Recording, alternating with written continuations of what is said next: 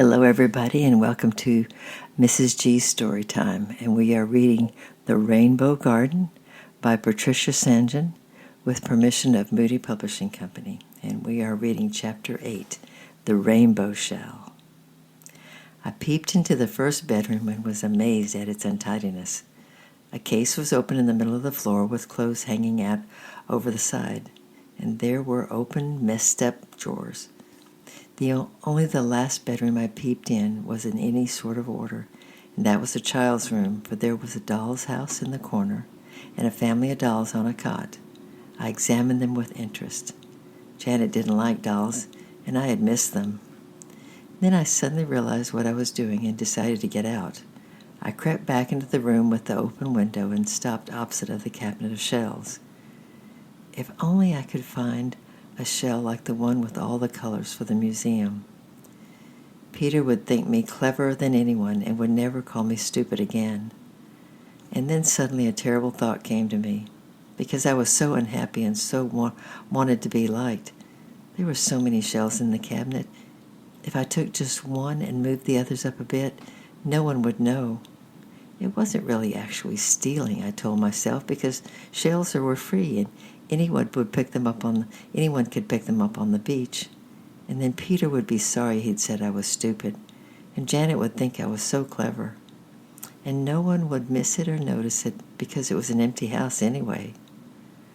For nearly 5 minutes I stood with the shell in my hand, and I trying to persuade myself that it really would not matter. And then I slipped it in my pocket, crossed to the window, and climbed out into the garden. It was very still, and the flowers had closed their petals. The birds had stopped singing, and I wanted to escape and run home as fast as I could. I ran up the ladder and swung myself over into the wet grass. When I picked myself up, I almost screamed because Elwyn, the shepherd boy, was standing looking at me. "What are you doing in that place, Elaine?" he said slowly. "That's Mr. Thompson's house. He did not say you could go in."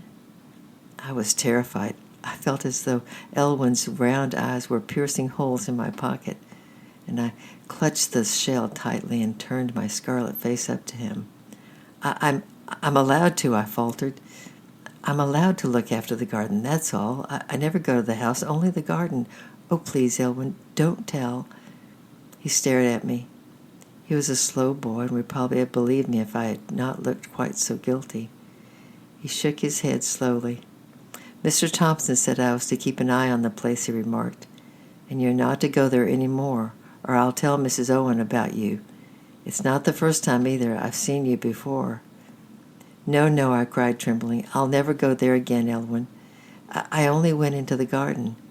I ran past him down the hill with a pounding heart, but before I'd reached the house, I'd calmed down a bit. Elwyn was such a stupid boy that he'd sure to forget all about it, and anyhow I told him I'd only been in the garden. There were dozens of shells, and no one would notice one missing.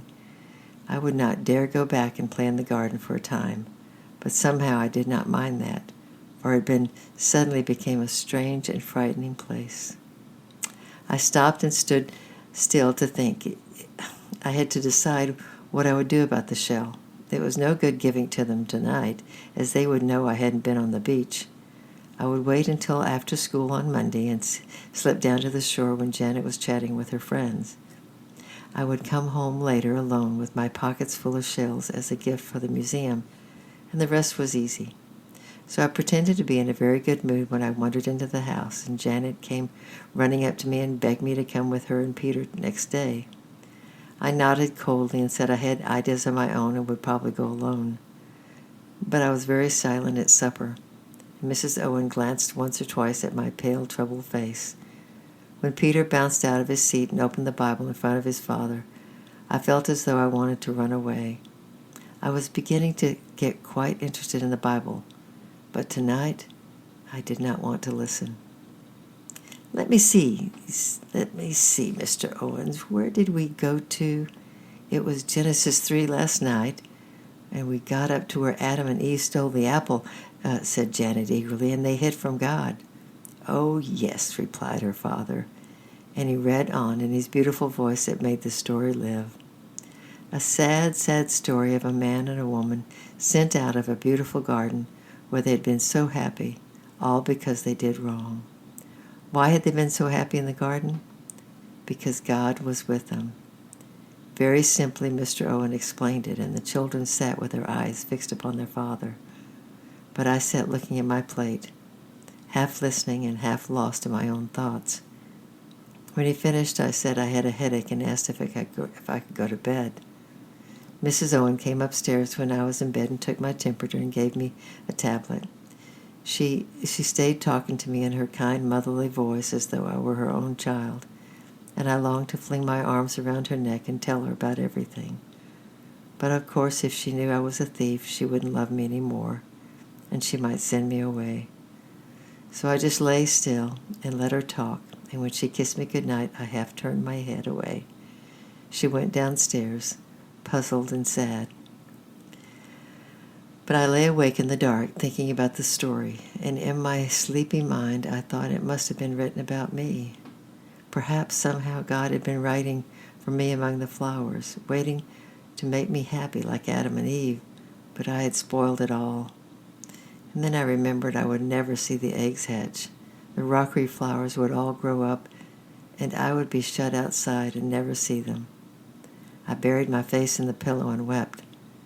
But when Janet came up, I pretended to be asleep. The next morning the sun was shining, and I felt better. All Sunday I tried to be very good and helpful to make up for the night before. On Monday morning I tried to help by getting Lucy dressed, but she wouldn't let me help her. The more she kicked and gurgled, the crosser I got, until at last I slapped her. She started screaming and then suddenly stopped as Janet came into the room. She flung herself into Janet's arms and clung to her for dear life. "You mustn't slap Lucy," said Janet indignantly, slipping her clothes on without any difficulty. "She's only a baby, and besides, she'll catch cold if you let her lie on the floor with nothing on. You really don't know much about babies, Elaine." I didn't, and I didn't want to. I went down to the breakfast hating all babies from the bottom of my heart. They were so unreasonable and sticky and noisy. I was glad to get off to school and leave them, but school wasn't very successful either.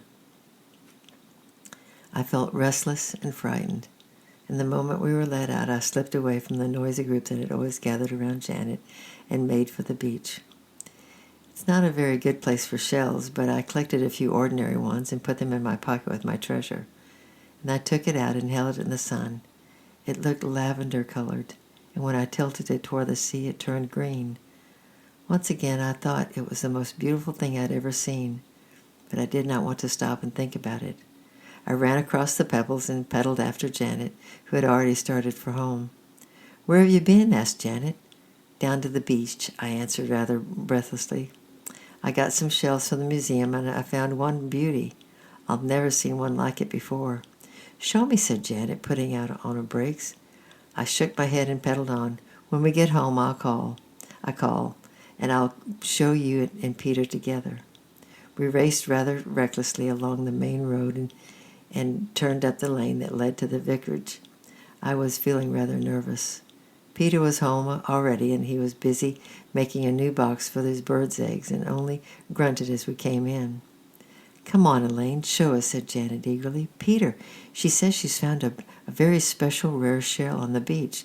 Bring it out, Elaine." "That beach is no good for shells," answered Peter, barely looking up. "You have to go a long way further." "Oh, wow, Elaine, you didn't really find that one on our beach, did you?" "I did," I said defiantly, "and if you don't believe me, ask Janet. She knows I went down after school." "All right, keep your hair on," replied Peter, glancing at me with some surprise. "Nobody said you didn't. It's only a strange thing. It must have been washed miles and miles from other coasts. We must have a very special place for it in the museum. Well done, Elaine." Janet was holding it in her hands, turning it around and around to the light, and the little ones gathered around, standing on tiptoe to see. "It's like Philippa's shells in the cabinet," said Janet wonderingly. "It's beautiful, Elaine. Look, first it's pink, and now it's blue, and then now it's mauve. We must show Daddy." They burst into Mr. Owen's study, but I hung back uneasily. I'd often heard them speak of Philippa. She was a girl from the village who had had polio. and she'd been in the hospital all winter. But where did she live, and when was she coming back? Mr. Owen looked at me over the heads of his excited children. "You found this on the beach, Elaine?" he asked in a puzzled voice. "It's a most extraordinary find. It looks like a real mother of pearl. Either somebody dropped it or it's been washed by the tide right across the world. It's nice of you to lend such a treasure to the museum." "Yes, thanks, Elaine," said Peter in a hurry. "In case I decided to keep it, it really is a very good of you. We'll go and see where we can put it. It's our star exhibit." They tumbled through the door and up the staircase to the attic. Mrs. Owen smiled kindly at me, and I gave her a sad little smile back. Then, instead of going with the others, I followed her into the kitchen. "Auntie," I asked, "where does Philippa live?" "Why, at the cottage just up the hill," answered Mrs. Owen. "We're hoping she'll be back soon. I heard from her mother that she's better." I turned away and went back into the garden, and Caldwater came up and rubbed his kind old head against my leg as though he smelled that I was in trouble. I knelt down on the path and buried my face in his shabby coat and flung my arms around his neck, for Caldwater didn't care what I had done. I might have stolen and told lies and all the rest of that, but to Caldwater I was just an unhappy little girl needing comfort. He put out his tongue and licked me.